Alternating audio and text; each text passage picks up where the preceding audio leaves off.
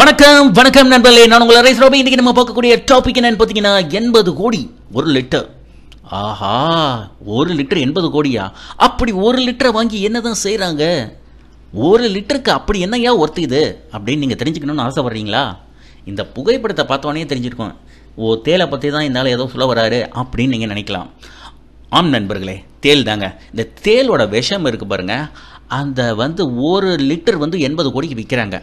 ஆனால் இந்த தேல் எப்படி பராமரிக்கப்படுகிறது, எங்கே வளர்க்குறாங்க, எங்கே ஆராய்வு கூடங்கள் இருக்குது, எங்கே அதிகமாக இதை வளர்க்குறாங்க, எங்கே அதிகமாக இதை எக்ஸ்போர்ட் பண்ணுறாங்க, எந்த அளவுக்கு ஐரோப்பிய நாடுகளுக்கு இது எக்ஸ்போர்ட் பண்ணப்படுகிறது. மேலும் பார்த்தீங்கன்னா இந்த தேல் ஒரு லிட்டர் 80 கோடின்னு சொன்னோம். அப்போ ஒரு தேல் எவ்வளோ நஞ்சை கக்கும் அப்படின்றதும், இந்த தேலோடைய நஞ்சு இருக்குது பார்த்தீங்களா, அதை பொடியாக்கி தான் அதை விற்கிறாங்க. டைரெக்டாக விற்க முடியாது. ஸோ இந்த ப்ராசஸ் எப்படி நடக்குது? தேலோட விஷத்துக்கு இந்த அளவுக்கு டிமாண்டா என்ன அப்படி தேல்கிட்ட அப்படின்றது தான் இந்த காணொலி ஃபுல்லாக பார்க்க போகிறோம்.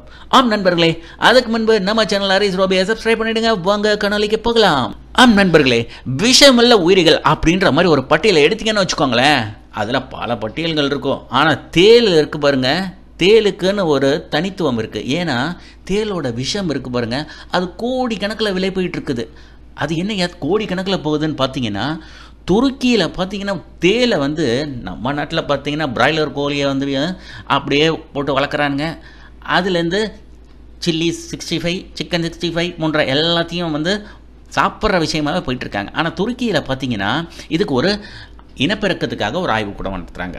அதுலேருந்து பார்த்தீங்கன்னா சுமார் 2 கிராம் தேல் நஞ்சு எடுக்கிறாங்க. 3 தேல் அப்படின்னு எடுத்து வச்சுட்டோன்னு வச்சுக்கோங்களேன், ஒரு தேல்லேருந்து ஒரு 2 மில்லி தான் வரும். ஸோ இந்த அளவுக்கு பார்த்தீங்கன்னா அப்போ தேலை வளர்த்து அது நஞ்சை கக்கிற வரைக்கும் அப்படியே பிடிச்சிட்டு இருப்பாங்க. தேல் கக்கினவொடனே அப்படியே தூக்கி போட்டுருவாங்க. ஸோ இந்த தேல் நஞ்சை கொஞ்சம் கொஞ்சமாக சேகரிக்கிறாங்க இவங்க. இது எப்படின்னா, நம்ம எப்படி பிராய்லர் கோழி விற்கிறோமோ அதே மாதிரி தாங்க. கிட்டத்தட்ட பார்த்தீங்கன்னா அங்கே மட்டும் நம்ம துருக்கியில் மட்டும் 20,000க்கும் அதிகமான கூடாரங்கள் இருக்குதான். அதாவது கிட்டத்தட்ட ஒரு ஸ்டார்ட் அப் மாதிரியே நடத்துகிறாங்க. நம்ம பெங்களூரெல்லாம் போய் பார்த்தீங்கன்னா நிறைய ஸ்டார்ட் அப்ஸ் இருக்கும், ஐடி ஸ்டார்ட் அப்ஸ்லாம். அந்த மாதிரி ஐடி ஸ்டார்ட் அப்ஸ் மாதிரி இவங்க தேல் வளர்த்து அதுலேருந்து நஞ்சை எடுத்து அதை விற்கிறாங்க. இது என்ன முக்கியமான ஒரு விஷயம்னு பார்த்தீங்கன்னா, இது ரொம்ப பராமரிக்கிறது சாதாரண விஷயம் கிடையாது. அதுவும் இனப்பெருக்கம் காலத்தில் ரொம்ப கவனமாக பார்த்துக்கணும். இதோட முக்கியமான இன்னொரு விஷயம் பார்த்தீங்கன்னா, இது எங்கே அதிகமாக விநியோகப்படுது, விற்கிறாங்க அப்படின்னு பார்த்தீங்கன்னா ஐரோப்பிய நாடுகள் தான். ஸோ துருக்கியை மட்டும் பார்த்தீங்கன்னா வச்சுக்கோங்களேன், அங்கே இருக்கக்கூடிய சின்ன சின்ன இடங்களில் இருக்க பார்த்தீங்களா, இஸ்பாட்டா, ஆஃபியானு, உசாக்கு, குட்டாலியா, மனிஷா, இந்த போன்ற இடங்கள்லாம் பார்த்தீங்கன்னா நிறைய இடத்துல இவங்க ஆய்வுக்கூடங்கள் மட்டும் இல்லாமல் இனப்பெருக்கத்துக்காக அங்கேயே அப்படியே ஸ்டால் பண்ணி மாதிரி அந்த இடத்துல அங்கே ஒரு இதை வச்சு ஸ்டார்ட் அப்ஸ் மாதிரி வச்சு நடத்தி அங்கேருந்து சேகரித்து வெளிநாடுகளுக்கு இவங்க விற்கிறாங்க. அப்போ கிட்டத்தட்ட ஒரு லிட்டரே 80 கோடினா இவங்க எவ்வளோ அளவுக்கு தேலை வளர்ப்பாங்க, அந்த ஒரு தேல்லேருந்து எவ்வளோ விஷம் வரும் அடுத்தது பார்ப்போம். ஆம் நண்பர்களே, ஒரு தேல் இருக்குது பார்த்தீங்களா, அது எவ்வளோ கொடுக்கும் தெரியுங்களா? 2 ml தான். ஜஸ்ட் 2 ml, 2 மில்லிகிராம் நஞ்சு தான் கொடுக்கும். ஏன்னா நான் முன்னாடியே உங்களுக்கு சொன்னேன் பார்த்தீங்களா. இதில் என்ன அப்படின்னு ஒரே ஒரு விஷயம் என்னென்னா, இந்த 300-400 தேலிலேருந்து அவங்களுக்கு கிடைக்கக்கூடிய நஞ்சு இருக்குது பார்த்தீங்களா, அதுதான் ஒரு அளவுக்கு அவங்களுக்கு கொஞ்சம் குவான்டிட்டியே கொடுக்குமா. ஒவ்வொரு தேல்லேருந்து கிடைக்கக்கூடியது கிட்டத்தட்ட 2 மில்லிகிராம் அப்படின்னு இருக்கிற மாதிரி 2 mg. அந்த லிக்விடை அப்படியே அதை கொஞ்சம் பொடியாக மாற்றுவாங்க. இதுதான் ப்ராசஸ், இப்படி தான் நடக்கும். ஒரு லிட்டர் தேல் நஞ்சின் விலை $10 மில்லியன் விற்பனை ஆகிறது அப்படின்னு சொல்கிறாங்க இவங்க.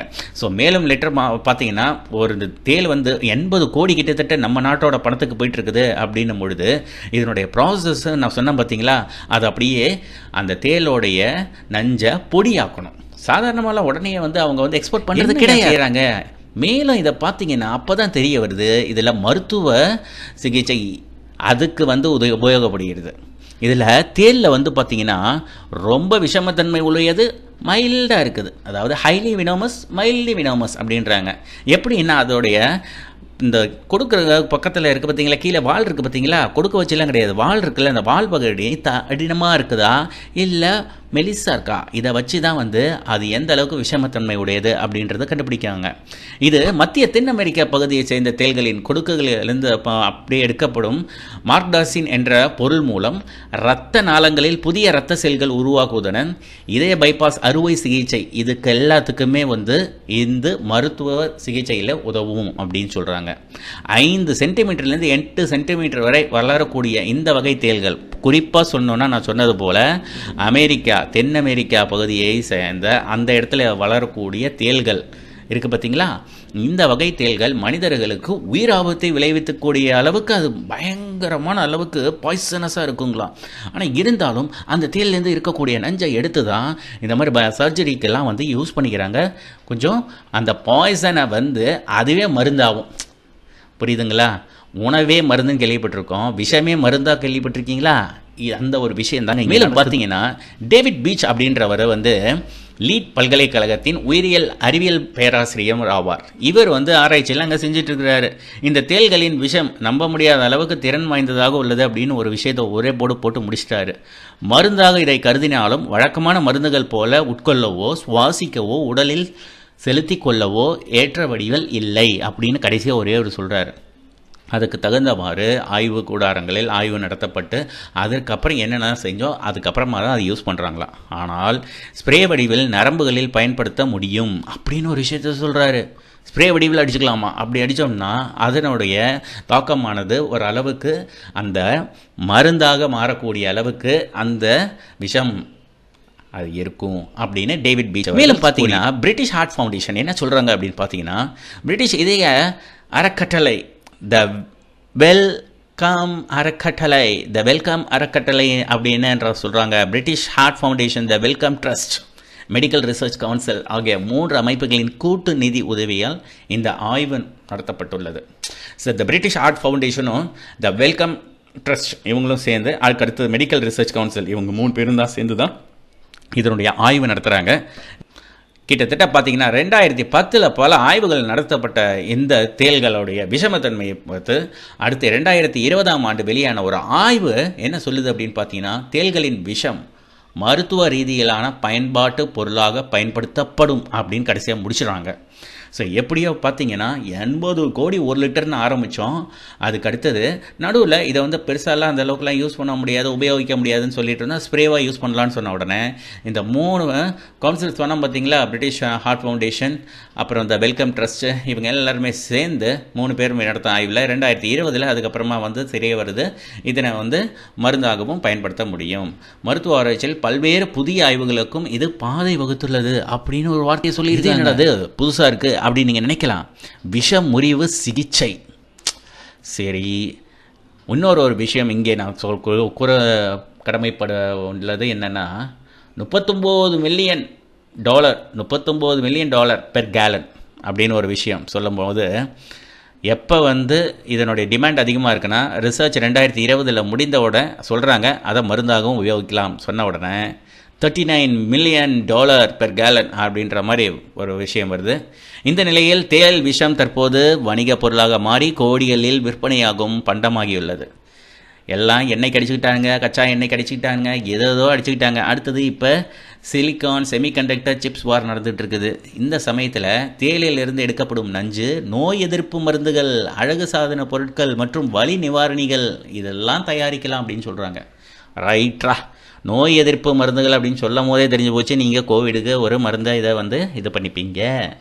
குறிப்பாக விஷமுறிவு மருந்துகள் தயாரிப்பிலும் விஷமுறிவு சிகிச்சை முறையின் புதிய முன்னெடுப்புகளிலும் இந்த தேள் விஷம் பயன்படுத்தப்படும் அப்படின்ற மாதிரி 2020 தேசிய மருந்துகள் நூலகத்தில் வந்து குறிப்பை எழுதிட்டு வச்சுட்டாங்க.